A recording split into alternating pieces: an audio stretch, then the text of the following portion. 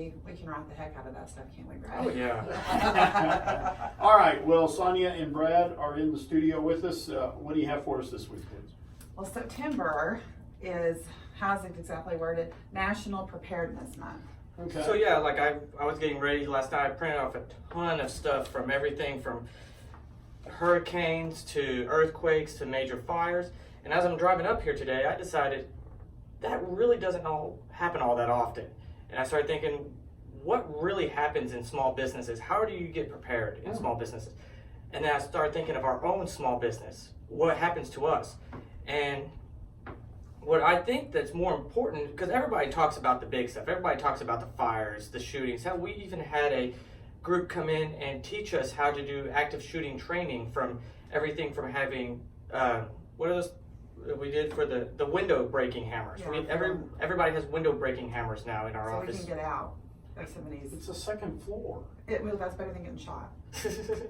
But that's I have a tree outside my I'll take my chances with a gun, dude. But that's because you have a gun. Well, I don't want to jump out the window and break a leg, then get shot.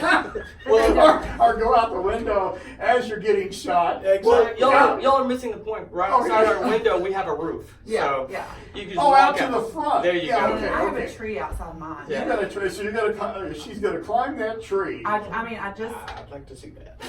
I would rather, I would get hurt, but they say getting out is the most important thing, because shooting somebody outside is not their fantasy. Right. So I think getting out is better than. But there's Anyway, groups sorry. that will come in there and do training and stuff like That's that. important. That's Right, important. yeah. But what about when the little stuff happens? Okay. When your internet goes out, when your phone goes out, when those people that use all those Square systems, when those go out, Your transmitter gets struck by lightning. when you're struck by light and you're not here to handle it, when you're small, your employees are there, do they know what to do?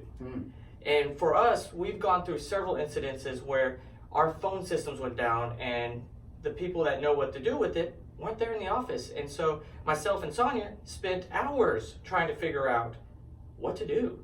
So these are things that not necessarily insurance related, but can prevent the insurance claim later. You know, loss of business, loss of income, loss of, anything. Even productivity. Productivity, yeah, we spent hours. When we don't have our phone and the internet, we can't do business. Okay, so if you're a small business, can I call Bryan Insurance, for instance, and say, can you do a loss prevention analysis for me? We have people that can do that. Yeah. Yes. But these are just the simple things that I was thinking of from our own business. When we lose our phone, now what we do is we have a list of everybody who to call. Who do you need if your phone systems go down? Who do you call? What if your internet goes down? Who do you call? What I was really thinking of is all these small businesses are now using Square. Swipe the card, all that. Does your employees know what to do if that goes down? That could lose you a lot of business. Yeah. So what I'm thinking, that instead of being prepared for the hurricanes, yes, that's a big thing, but being more prepared for the little stuff, because that will cost you money as well. And that's stuff And that no happens one- yeah. that happens every day. It happens every day and no one talks about it. So with us, we have a list of everything. And if our phone goes down and I'm not there or Tommy's not there, someone can pull that list and call, and they know what to do. So that way it prevents the loss of business, the loss of income. The day that our phones went down, I think our internet, our computer, we have to have the internet to get into our computer. Right. I think the internet was down and all the information that we needed was, guess where? On the On the computer. computer. So, I mean, like I said, and we're smart people. We should have thought about that, but we didn't. And now we have several copies of that, who to call, hard copies. And something else that I found out, label your systems, label your equipment. It might be something silly, but just take a label maker and label what each and everything does, so when you're not there and someone needs to do it for you. Because I'll tell you now, when I was on the phone with the tech guy trying to figure out how to get our system back up, and he told me to unplug a server, yeah. And how many do we have? Well, I don't know, I unplugged the wrong one. Yeah. So I turned someone else's business off. Yeah. Oops. But yes, just labeling things will make it so much easier. And again, this is all about preventing the claim, preventing the need of business interruption insurance.